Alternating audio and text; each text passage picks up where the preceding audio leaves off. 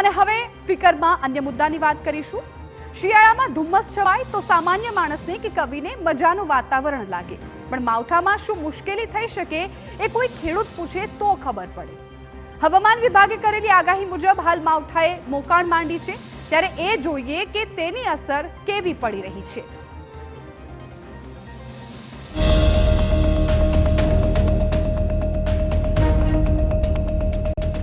ભર શિયાળે કમોસમી વરસાદની આગાહી હતી, હવે એની અસર જોવા મળી રહી છે।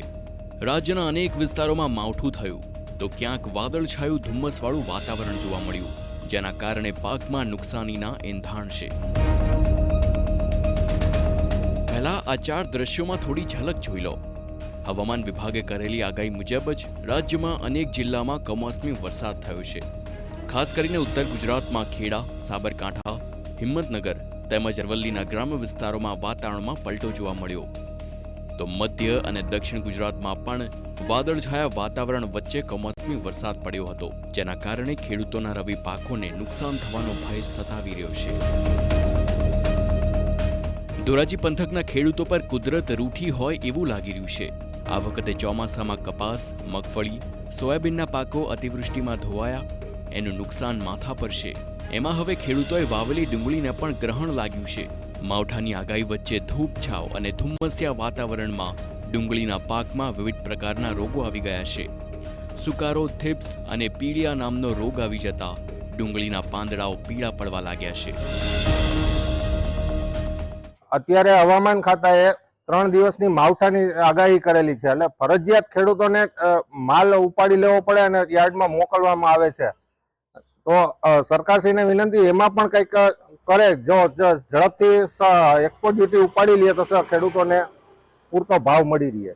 તો અત્યારે અમે 5-6 દિવસે ને 5-6 દિવસે દવાનો છંટકાવ કરીએ છીએ ઉત્પાદન લેવા માટે, પણ ઉત્પાદન અમને મળે તો છે પણ એનો ભાવ અમને નથી મળતો। અમે અમારા વીઘા નાના છે।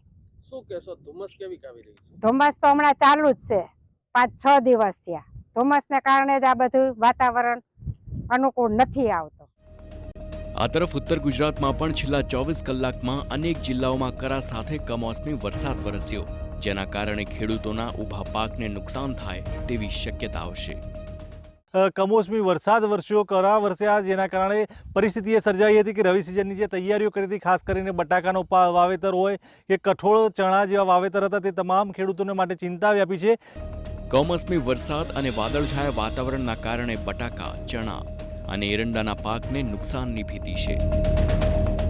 બટાકા નુકસાન અત્યારે ફૂલ વાતાવરણ ખુલ્લું કરે તો અનુકૂળ સારું રહે કે આવું રહે તો બટાકાનું નુકસાન છે, ચણામાં નુકસાન છે, એરંડામાં નુકસાન છે, દરેક પાકમાં ત્યાં નુકસાન છે।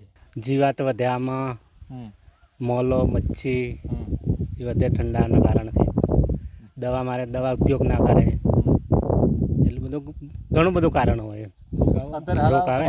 શું પાક વાવ્યો છે, પાકમાં શું પરિસ્થિતિ છે, શું નુકસાન આવ્યું? હાલમાં તો આ દવાની જ પ્રોબ્લેમ, બીજું કોઈ નુકસાન નથી। અને ઉનાળે નુકસાન થાય? હા, ઉનાળે નુકસાન થાય। જોકે માવઠાની આગાહીને લઈ માર્કેટયાર્ડે પણ પૂરતી તૈયારીઓ કરી છે।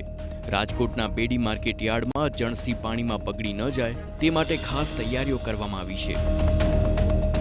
તમામ પાકનો નિકાલ થઈ જાય તે માટેની વ્યવસ્થાઓ છે તે કરવામાં આવી છે। રાજકોટના બેડી માર્કેટિંગ યાર્ડમાં હાલમાં જ જે નવા શેડ ઊભા કરવામાં આવ્યા છે ને તેને કારણે જે મગફળી, કપાસ સહિતનો જે પાક છે તે શેડની અંદર ઉતારવા માટેની સૂચના છે તે ખેડૂતોને આપવામાં આવી છે। જોકે હાલમાં જે તલનો પાક છે તે અત્યારે અહીં ખુલ્લામાં પડ્યો છે, તેને જોતા સાવચેતી રાખવી ખૂબ જ જરૂરી છે અને આ તમામ પાક છે તેનો જલ્દીમાં જલ્દી નિકાલ થઈ જાય તે માટેની વ્યવસ્થાઓ કરવી ખૂબ જ જરૂરી છે। કેટલાક ખેડૂતો છે, આપણે તેની સાથે વાત કરીશું કે માવઠાની આગાહી છે, કેટલી મુશ્કેલી? બહુ મુશ્કેલી પડે છે, કારણ કે વરસાદ આવી જાય, કેર આવી જાય તો ઢગલા બહાર પીડાય, પ્રેશન તો ખેડૂત થાય ને, માન તો ગાદેલી હાંચવેલું ખેડૂત હોય, અત્યારે આ યાર્ડમાં લઈને તો ખુલ્લામાં ઉતરાવે કરે। એટલું જ નહીં, જે એજન્સી મંગાવવામાં આવે તે જ લઈને આવવા ખેડૂતોને અપીલ કરવામાં આવી છે। તો આ તરફ રાજકોટના ધોરાજીમાં માવઠાની આગાહીને લઈ ટેકાના ભાવે મગફળીની ખરીદી બંધ કરવાનો ખરીદ કેન્દ્રે નિર્ણય લીધો છે। મગફળીનો પાક ન પલળે તે માટે 27 અને 28 ડિસેમ્બરે ખરીદી બંધ રહેશે। નવી સૂચના ન મળે ત્યાં સુધી મગફળી ન લાવવા અપીલ કરાઈ છે। વરસાદની સરકાર દ્વારા જે આગાહી કરવામાં આવી છે એના અનુસંધાનમાં આજે ખરીદી મગફળીની બંધ રાખવામાં આવી છે, 2 દિવસ માટે બંધ રાખવામાં આવી છે ખેડૂતોના હિત માટે, અને આ માલ પલળી ના જાય અને એના હિસાબે આજે ખરીદી બંધ રાખવામાં આવી છે. ગુજરાત પર હજુ પણ 24 કલાક માવઠાની ઘાત છે અને 28 ડિસેમ્બર બાદ જ કમોસમી વરસાદી આફતથી ગુજરાતને રાહત મળશે. ત્યાં સુધી ખેડૂતોએ સાવધાન રહેવું પડશે.